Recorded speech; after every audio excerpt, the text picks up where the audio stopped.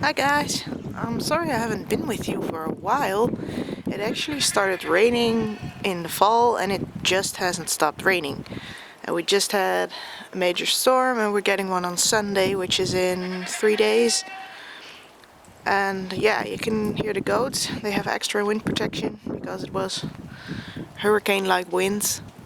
And well, if you've been following me on Steemit, you know what I've been up to. If not, then this is the first vlog in a while. So we've built those raised beds. One already has an arch trellis on it. The other one I should install, well, when it's dry. And the pig pen hasn't really improved. So I don't know if you can see, but I'm sorry about the noise, by the way. Ayumi is heavily pregnant and I don't think you really have seen her yet. Hi kitty! Hi kitty! Susie, the kitty. But yeah, Ayumi is heavily pregnant, so she's gonna give birth pretty soon. So she's a bit noisy, and then you have the storm, so they're all a bit worked up. But anyway, I wanted to clean this up and let the grass regrow. But as you can see, it probably takes several weeks before this dries out and we can do something with it. So, well, except for a few patches of grass, this is kind of a big mess.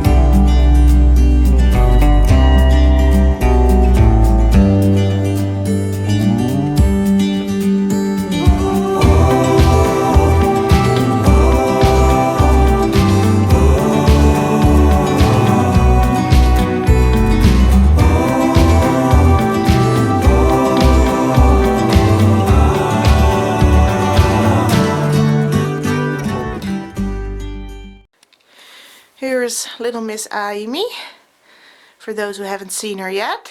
Come on, Ayumi. Come on. You're not coming? Huh? And she is a Dutch Landrace goat. I've shown her briefly, but it was way too dark. It's way brighter right now. So she is probably almost ready to give birth. I think maybe a couple days. Really? Yeah, really. I mean, they're all a bit unruly because of the storm and the next storm we're getting, and you know, they're inside because it's cold and windy and wet.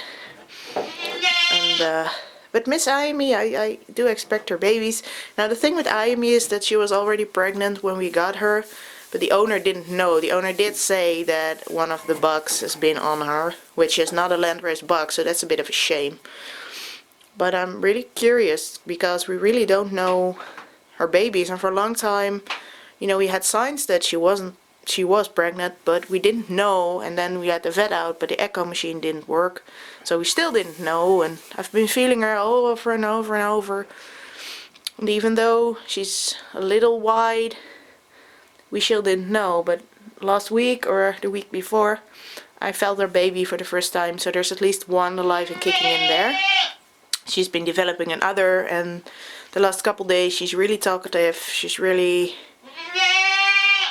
pretty nervous, and she doesn't really want to be with the other girls. So we've made this birthing stall for her with her own feeder. We made new feeders for the goats. So I can, it's pretty shallow actually. Well, it's not really easy to see, but we can fit 2 flakes of hay in there. And then we have another one in the other stall. But yeah, it stays nice and clean, and she has to do some effort to get the hay out. So that's nice, and I still need to remove the old horse-cow feeder. And yeah, so she's all set here. She has a pretty decent amount of space. I mean, the camera doesn't really show you yet, but yes. So she's all ready, and we have our little milking station right here. So there's a door. That thing's a door, and it's a bit high because they will jump over it otherwise to get to the place where they're fed, of course. But when I open the door, they walk in here, and there's a little space for a bowl right there. And well, she's just letting me touch her and examine her, and I'm looking forward to see what the milk of this goat is like. I mean, she's a native goat, and she's been able to handle the rain pretty well, and in the old days they were used for milk. So I'm pretty curious how her milk's gonna be, because there's not much literature about that at all. So I'm hoping for a pretty decent amount of cream, but you don't know until she has her baby or babies. So I'm really watching her several times a day, and let's just see what comes out in the end. As for Miss Shizu, who is sniffing the rain right now. Are you sniffing the rain? Yeah, she's upset with me because she always wants to look outside, and then because of the storm she can't. So, you know, it gets too windy if I leave this whole top open. So she's a bit annoyed with me right now.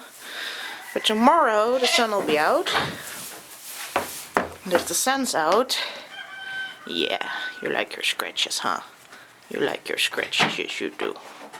But tomorrow we'll have a good day, so tomorrow she can get out.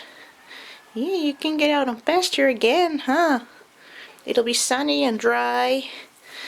Yeah, but she's not bred. We tried several times, and just before the buck left, she's on signs of heat again. So she's probably not bred, and that's a real bummer because I liked her milk. And she's a good girl. She likes her scratches. Yes, you do. Yes, you do, huh? And then her daughter is don't. So her daughter is pregnant, and she got sick in December, just after she got bred. Well, a couple weeks after she got bred, and lost a lot of weight. So I'm not happy about that, and I'm worried about her. So we've been trying to feed her all she can eat, and taking care of her, feeding her as much as we can. You can see she gets a bit of a little belly already. Now her father was a bit smaller, so she is smaller than Shizu. Some people think, well, did she grow enough? Yes, she did, but she will be not as high and long as our exceptional big girl Shizu, huh? Oh, she's such a cuddle bug, I know. Alright, as you can see, we've got a couple things going. So these in the middle are the pigeon peas, and we had a bad supplier of pigeon peas, but they were the only one I could get. And so last year we only had one, and I'd sown the rest of all the seeds and only 3 came up. So it is what it is. I still would like a permanent pigeon pea plant. Now I know that might not be perennial in our conditions, so I want to have one in a very large container to put indoors to try to save me on seed also every year. And these are the blueberries. You can see I'm really doing okay. I think I need to pot them up pretty soon. And right here I've started the first tomatoes. So we don't have a large greenhouse right now. So basically what we do is we select the best ones that we want to thrive. So they go in the greenhouse per 2 or per 4. So I've got 4 Dark Galaxy in this corner, and then I've got 4 others in those corners. The same goes for the bottom tray. Now we do plant more Dark Galaxy than that, but they will go out in the garden. But because our weather and our cold climate, we always have a couple that we keep in the greenhouse, just as a backup. Normally, I actually do find that the outside tomatoes do just as well, but we can have a summer with a frost in the middle of summer just like that. So we're always better safe than sorry.